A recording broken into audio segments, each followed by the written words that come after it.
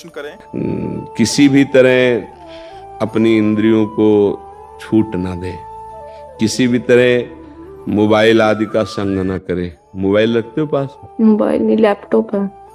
हाँ, लैपटॉप में भी वो क्षमता है जो मोबाइल में है, होती है वही तो क्षमता होती है, सर्च किया जा सकता है पूरा वही है। हाँ, तो उससे बचना। आजकल तो मतलब गलत गलत बातें मित्रों से की जा सकती हैं, गलत गलत दृश्य देखे जा सकते हैं।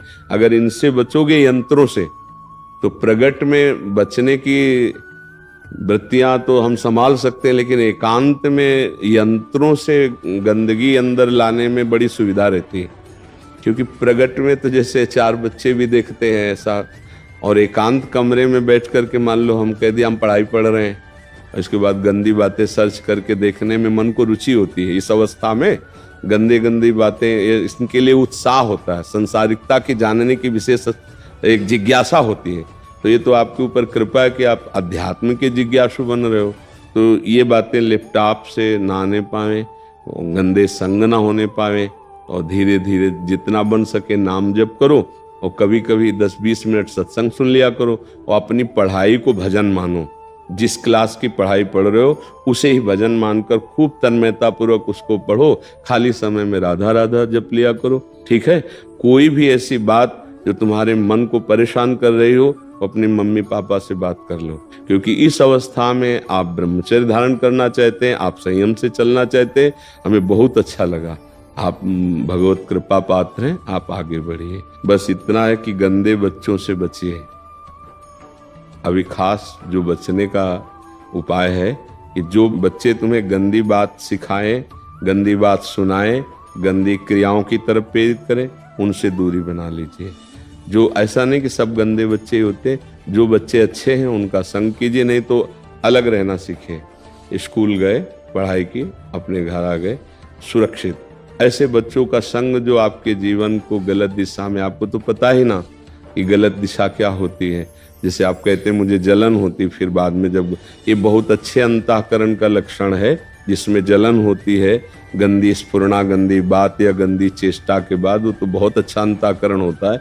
अभी पवित्र हो तुम बच्चा, अभी संभाल लोगे, ठीक है। गुरुदेव, जब भी काम वृत्ति आती है तो फिर ज्यादातर मेरा मन उसमें तन्मय हो जाता है। कभी रेर होता है कि जिससे मैं निकल पाऊँ नाम जप के प्रभाव से, वरना जब भी तन्मय होता है सुख बुद्धि होने के कारण वो नाम जप भी छूट जाता है। तो यार तुम कितने अच्छे बच्चे हो।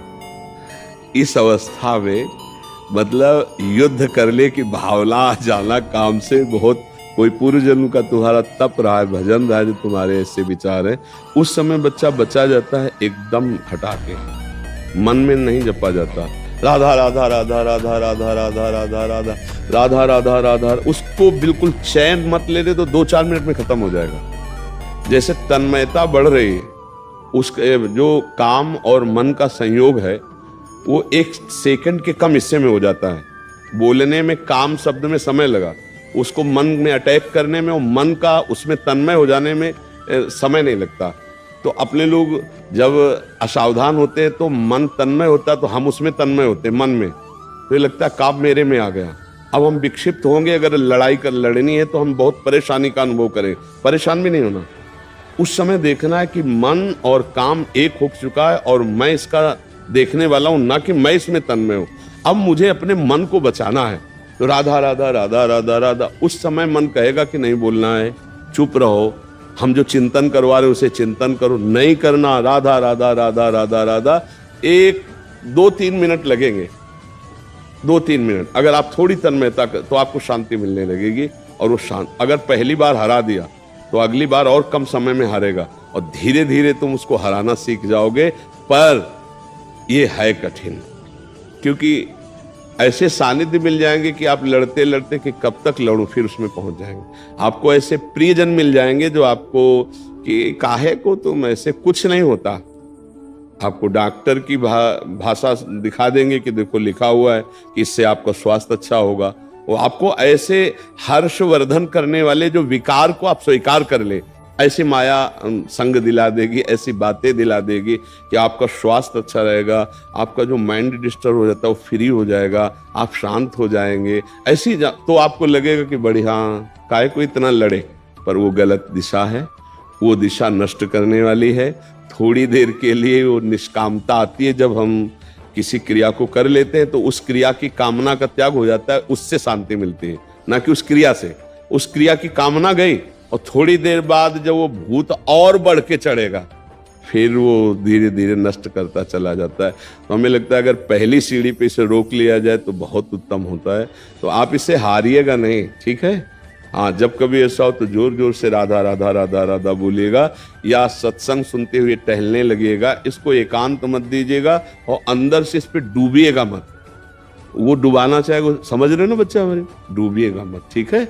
गुरुदेव, वैसे तो अभी आपने बताया वो कर लूंगा, पर पूर्व में कई बार नेत्रों का ब्रह्मचर्यहीन हुआ, मतलब नेत्रों। इससे कोई बात नहीं, एक बार दृष्टि कहीं चली जाए तो उसको ऐसे कर। एक बार नहीं, वो लैपटॉप पे मैंने। हाँ देखो, वही दोस्त कह रहे हैं, वो तो बाहरी से बचत हो जाएगी लेकिन उससे बड़ी हानि हो जाएगी। तो ये चीज, अच्छा उसमें क्या है कि एक बच्चे ने हमें बताया कि उसमें ऐसे भी बातचीत की जा सकती है, अब उसको आए वीडियो चैट आदि से। हाँ हाँ हाँ, तो आपको ऐसे गंदे बच्चे मिल जाएंगे, ऐसे गंदे संग मिल जाएंगे जो आपको बिल्कुल वर्तमान, मान लो आप अकेले कमरे में बैठे हो तो आपको जैसे आपके ही कमरे में बैठा हो, आपसे बातचीत कर रहा हो, ऐसा हमको बच्चे ने बताया कि इससे ज़्यादा हम लोग नष्ट हो रहे हैं।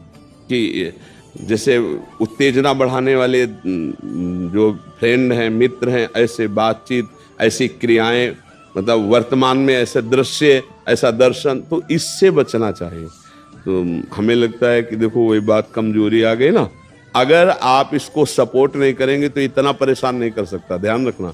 अगर आप परेशान हैं तो कहीं ना कहीं सपोर्ट मिल रहा है उसको, कोई है आपसे जो ऐसा कराने के लिए विवश कर रहा है। अब वो चाहे कोई दृश्य हो या कोई मित्र हो या कोई बात हो, कोई ना कोई, अगर सपोर्ट इसका ना हो तो फिर इस पर विजय प्राप्त है। इसीलिए इसके सपोर्ट को काटना चाहिए। तो लैपटॉप तो बहुत है, फिर मोबाइल और लैपटॉप तो बहुत ही खतरनाक, क्योंकि अब अच्छा मम्मी हम जा रहे हैं कमरे में अपने, हमें डिस्टर्ब मत करना, अब हम पढ़ाई करने, वो तो समझ रही पढ़ाई और आप कुछ और कर रहे हो, तो फिर नहीं रह पाओगे।